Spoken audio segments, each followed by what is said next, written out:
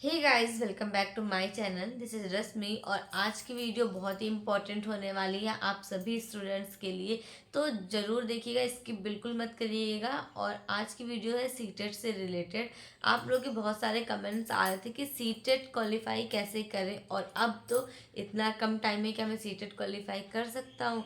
तो हाँ, बिल्कुल आप कर सकते हो सीटेट क्वालिफाई। एक्चुअली मेरे साथ भी यही हुआ था कि मेरी जो एग्ज़ाम थे, तो उस टाइम पे मैं यहाँ पंजाब में थी, मैं यूपी में नहीं थी, तो मैंने कोई कोचिंग वगैरह नहीं की थी। उसके बाद भी मेरे 100+ स्कोर आए थे। आप लोग मेरे नंबर देख सकते हो। प्राइमरी में भी 100+ थे और जूनियर में भी 100+ थे। तो अभी मैं आपको बताती हूँ सब्जेक्ट वाइज कैसे आपको पढ़ाई करनी है। तो देखिए, प्रॉब्लम कब होती है, जब आप लोग पढ़ना ही नहीं चाहते हो। बट अगर पढ़ना चाहते हैं तो कोई दिक्कत नहीं है, 1 महीना भी बहुत है सीटेट जैसे एग्ज़ाम के लिए। क्योंकि सीटेट की जो भी मैथ्स आती है वो सीजीएल लेवल की नहीं होती है। एसएससी और सीटेट, ये सारा बहुत ज़्यादा डिफरेंस है इन लोगों की मैथ्स में भी। अगर हमारे में जो मैथ्स का लेवल है ना वो सीजीएल वाला हो जाए तो बहुत कम बच्चे क्वालिफाई कर पाएंगे। और मेन चीज़ है कि पहले देखिए ऑफलाइन होता था एग्ज़ाम, तो और अब ऑनलाइन होता है। जो बच्चे डरते हैं मैं तो कंप्यूटर नहीं चला पाता, मुझे ये दिक्कत है वो दिक्कत है, तो अब ऐसी कोई दिक्कत नहीं होती है। कंप्यूटर आपको नहीं आता है तो भी उसमें कुछ करना नहीं होता है। तो अपने माइंड को एकदम सेट करके फिर आप जाइए एग्ज़ाम सेंटर पे, और एकदम ये रखिए कि आपको सब आता है, तभी हो पाएगा। अगर साइको की बात करते हैं तो साइको मेरा फेवरेट सब्जेक्ट है। और साइको चूँकि मैंने कभी पढ़ा नहीं था, आप सभी को पता है। मेरी एक वीडियो और थी सीटेट की, तो देख लीजिएगा आप लोग, वो भी आप लोग को पता चल जाएगा ना कैसे क्या करना है। तो साइको के लिए क्या था, मैंने कभी पढ़ाई नहीं की थी, मेरा बीएससी मैथ्स है। मैं कई बार बता चुकी हूँ आप लोगों को।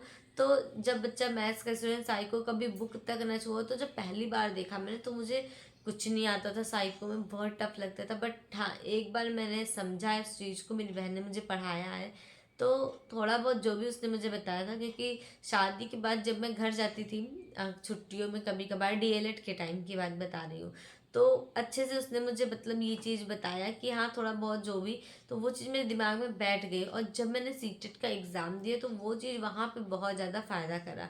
तो आप में से कमेंट आ रहे थे कि मैं अभी डीएलएड कर रही हूँ और क्या मैं सीटेट की तैयारी करूं, तो बिल्कुल नहीं। आपको डीएलएड के साथ साथ सीटेट की तैयारी करने की कोई ज़रूरत नहीं है। अगर आप अपना कोर्स अच्छे से पढ़ ले रहे हो ना, तो समझ लो 70% आपका सीटेट तैयार हो चुका है। सीटेट क्या, यूपी टेट भी तैयार है।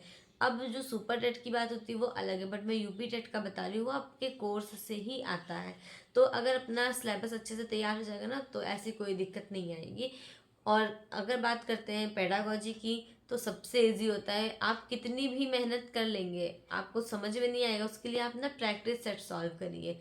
मैंने भी यही किया था प्रैक्टिस सेट से। लोग कहते हैं कि एक क्वेश्चन बार बार नहीं आता है, बट आता है। रिलेटेड थे मेरे भी एग्जाम में, तो आप लोग प्रीवियस ईयर के सेट जरूर सॉल्व करिएगा। और पेपर 2 की भी फॉर्म भरा करिए आप लोग, क्योंकि जो भी वैकेंसी आती है जूनियर एडेट की, पिछली बार जो आई थी उसमें बहुत सारे लोग नहीं भर पाए थे।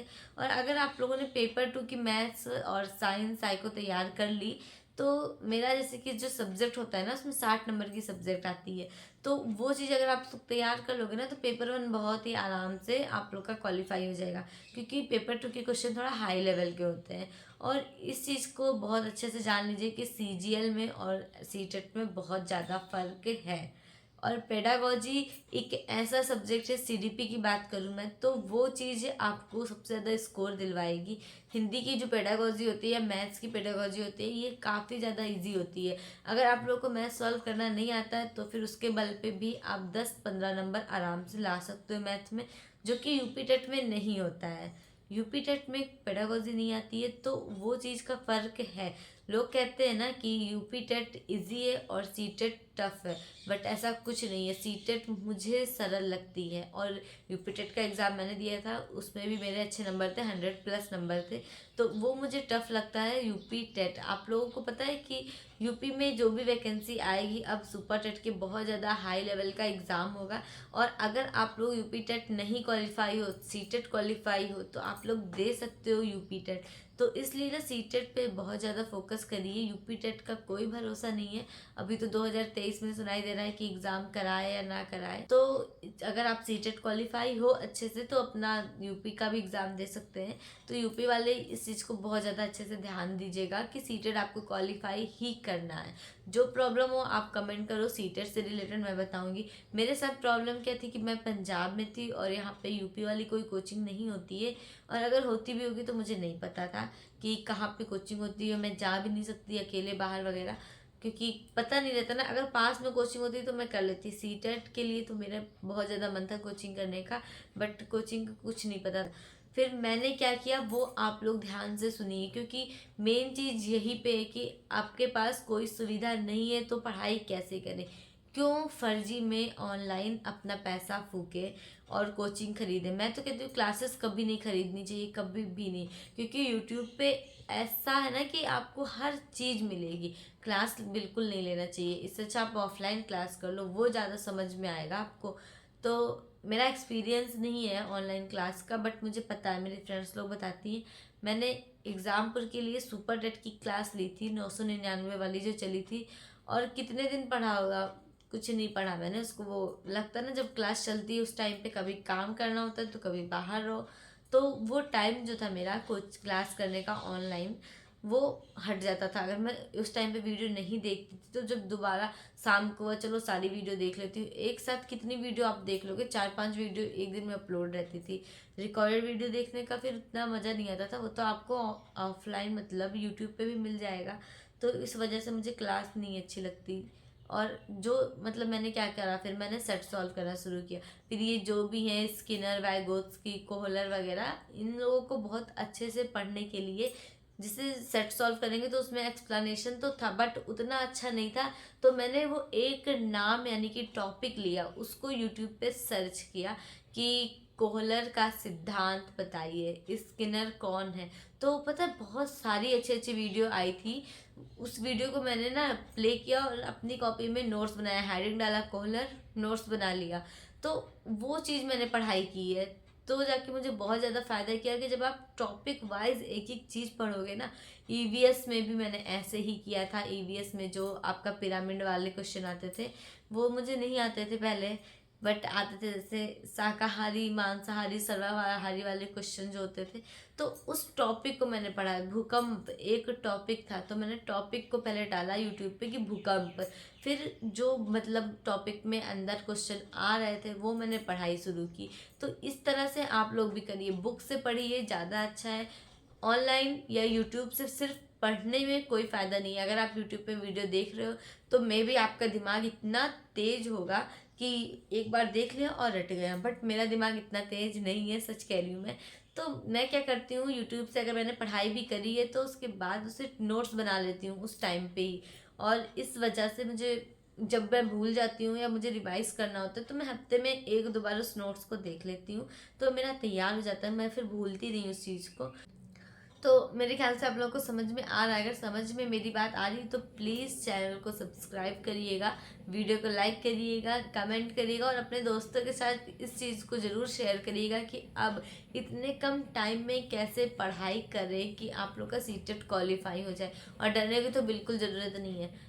अगर हिंदी की भी पेडागोजी वगैरह आपके पास नहीं है तो आप लोग बताइएगा, मैं नोट्स अपनी शेयर कर दूंगी आप सभी के साथ। और मैंने तो संस्कृत की पेडागोजी भी बनाई थी, क्योंकि लोग क्या सच में 10 नंबर की को संस्कृत में भी पेडागोजी आती है। तो वो सबसे अच्छा पॉइंट रहता है। अगर आप लोग ना अपने मन से दिमाग लगाओगे तो सॉल्व भी नहीं होगी। जब सेट सॉल्व करते हैं ना तो जो सीडीपी का होता है कि बच्चों से रिलेटेड वो जो क्वेश्चन होते हैं ना जो प्रीवियस ईयर के, उससे ही आपके ना सॉल्व करने में बहुत ज़्यादा हेल्प होती है पेडागोजी वगैरह। क्योंकि अच्छा उसको कहते क्या हो आप लोग, पेडागोजी, पेडागोगी, क्या कहते हैं आप लोग, कमेंट करके मुझे बताइएगा। तो जानते हैं क्या होता है ना, जब मैंने सेट सॉल्व किया था पहली बार तो मुझे पता नहीं था यार कि पेडागोजी होती क्या है। बट क्वेश्चन इतने अच्छे लग रहे थे, क्योंकि उसमें हर चीज़ में आप लोगों को भी ये बात ध्यान रखनी है चार ऑप्शन होते हैं, चारों में से जो सबसे ज़्यादा पॉजिटिव होता है बच्चों को लेके है या हमारे ऊपर, कि अगर आप टीचर हो, अगर बच्चा रो रहा है तो आप उसके साथ कैसे ट्रीट करोगे। मैं दो थप्पड़ मार के ये थोड़ी कहूँगी कि बेटा तुम चुप हो जाओ, भले ही मन में बहुत गुस्सा आ रहा होगा, इरिटेट हो रहे होंगे, बट ऐसा नहीं कर सकते ना। हम उसे कहेंगे बाबू क्या हुआ है, प्यार से पूछेंगे उसकी प्रॉब्लम क्या है। तो इस चीज़ पे ज़्यादा ध्यान देता है पेडागोजी, और ये चीज़ आप सभी को पता है कि इस चीज़ पे ना हम लोगों को पॉजिटिव वाले आंसर को क्लिक करना है, तो जो पॉजिटिव होगा उसे हम बता देंगे। तो कोई दिक्कत नहीं है यार, अच्छे से एग्ज़ाम होगा आप लोगों का, बस परेशान मत होइएगा। और अगर आपको कोई भी टिप्स चाहिए या कोई भी प्रॉब्लम हो तो कमेंट करके मुझे ज़रूर बताइएगा। मैं सोच रही वीडियो लंबी ना हो और कम शब्दों में आप लोगों को हर बात बता सकूँ। मैं मैथ्स का क्या है, मैथ्स बहुत ही लो लेवल की आती है, सीटेट की, सच है ये, मतलब बहुत हाई लेवल की नहीं आती। कुछ बच्चे कहते हैं मैम मेरा बीएससी से, सॉरी दीदी मेरा बीएससी नहीं है, मैथ्स नहीं है मेरा, तो मैं क्या सॉल्व कर सकता हूँ? हाँ कर सकते हो यार, डीएलएड में तो मैथ है ना आपकी। तो जो अगर आप डीएलएड की मैथ अच्छे से पढ़ रहे हैं ना, तो सीटेट की मैथ आपके लिए हलवा है, वो भी आप सॉल्व कर सकते हो। मेन फोकस आपका आपके कोर्स पे होना चाहिए था, बट जो डीएलएड पास कर चुके हैं अब उनकी बात अलग है, और अब सीटेट दे रहे हैं तो सिर्फ प्रैक्टिस करो बस, और कुछ भी नहीं। एक चैप्टर क्योंकि मैथ्स का लगाने की कोई ज़रूरत नहीं है। मेरे अंदर बहुत बड़ी कमी थी, मैं क्या करती थी, सिंप्लीफिकेशन वगैरह कोई भी टॉपिक है ना, मैं एक बुक में पता है 250 क्वेश्चन होते हैं एक ही चैप्टर के, तो मैं उसे लगाने बैठ जाती थी, मेरा 250 क्वेश्चन ख़त्म नहीं होता था और बोर भी हो जाती थी मैं। तो फिर इसलिए मैंने सोचा कि मैथ्स की अगर आपको तैयारी करनी है तो जो सेट पेपर आते हैं ना उससे करो, सारे टाइप के क्वेश्चन आपको मिल जाएंगे। और जो क्वेश्चन नहीं आते हैं आप कमेंट कर सकते हो कि इस क्वेश्चन में मुझे प्रॉब्लम है, या अपने टीचर वगैरह किसी से भी आप पूछ सकते हो। तो ये चीज़ होती है, ठीक है। अब वीडियो को यहीं पे एंड करती हूँ। आप लोग मेरे मार्क्स देख चुके हो। एक महीने की तैयारी में, सिर्फ एक महीने की तैयारी में मेरे इतने अच्छे नंबर आए थे, 100+। और मैंने सोचा भी नहीं था कि 100+ आएंगे। 90+ का वो था कि 90 बस पास मार्क्स हो जाए मेरे, तो ऐसा नहीं था, बट 100+ आए, मुझे बहुत ज़्यादा खुशी हुई थी फर्स्ट अटैम्प्ट में ही। तो चलिए अब वीडियो को एंड करती हूँ, मिलती हूँ आपसे कल मॉर्निंग में 8 बजे। और हाँ, आज का शॉर्ट आउट जाता है मुकेश जी को, और अगर आप भी चाहते हो आपका नाम मेरी वीडियो में कॉल आउट हो तो प्लीज़ चैनल को सब्सक्राइब करिएगा, वीडियो को लाइक करिएगा, कमेंट ना लिखिएगा। मिलती हूँ आपसे कल, बाय गाइस।